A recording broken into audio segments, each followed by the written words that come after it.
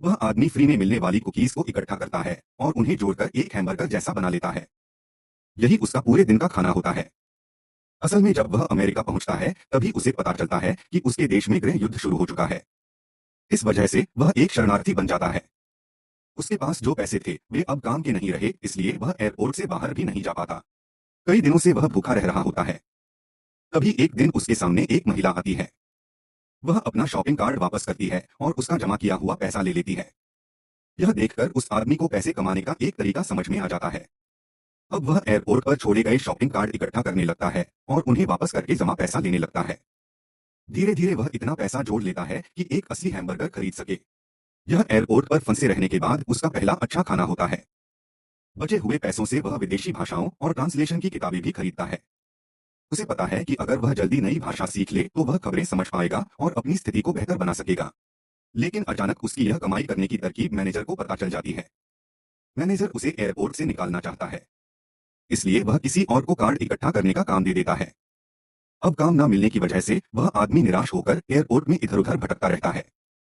तभी उसे एक अधूरी दीवार दिखाई देती है। अचानक वह कुछ औजार उठाता है और उस दीवार को पेंट करना शुरू कर देता है। सुबह जब कंस्ट्रक्शन टीम आती है तो वे हैरान रह जाते हैं। जो काम 2 हफ्तों में होना था वह उस आदमी ने एक ही रात में पूरा कर दिया होता है और काम भी बहुत शानदार होता है। यह देखकर फोरमैन उसे नौकरी पर रख लेता है। आखिरकार उस आदमी को एक सही काम मिल जाता है। लेकिन तभी एक दिन एक हादसा हो जाता है। एयरपोर्ट पर एक टूरिस्ट बहुत घबराया हुआ होता है। वह कुछ बोल रहा होता है, लेकिन कोई उसकी भाषा नहीं समझ पाता। मैनेजर को लगता है कि उसकी भाषा उस आदमी से मिलती जुलती है, इसलिए वह उस आदमी को बुलाता है और उससे अनुवाद करने को कहता है। बातचीत के दौरान आदमी को समझ आता है कि टूरिस्ट अपने पिता की जान बचाने वाली दवा को सिक्योरिटी से अंदर ले जाना चाहता है, लेकिन नियमों के अनुसार बिना परमिट के दवा अंदर नहीं लाई जा सकती। एक तरफ नियम है और दूसरी तरफ किसी की जान दांव पर लगी है।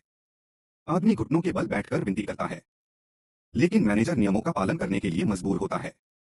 दवा जब्त करने का फैसला हो जाता है। टूरिस्ट की बेपसी देखकर आदमी को एक आइडिया आता है। वह कहता है कि यह दवा इंसानों के लिए नहीं बल्कि जानवरों के लिए है। इस चाल से वह टूरिस्ट की मदद करने में सफल हो जाता है। लेकिन मैनेजर समझ जाता है कि आदमी ने चालाकी की है। गुस्से में वह उसे पकड़कर कॉपियर मशीन पर दबा देता है। दुर्भाग्य से यह पूरा दृश्य एक सीनियर सुपरवाइजर देख लेता है। इसके बाद मैनेजर को नौकरी से निकाल दिया जाता है। जहां तक उस आदमी की बात है, वह एयरपोर्ट पर एक जाना पहचाना चेहरा बन जाता है। हर दुकान पर उसके हाथ के निशान लगाए जाते हैं। उसकी दयालुता, मिलनसार स्वभाव और ईमानदारी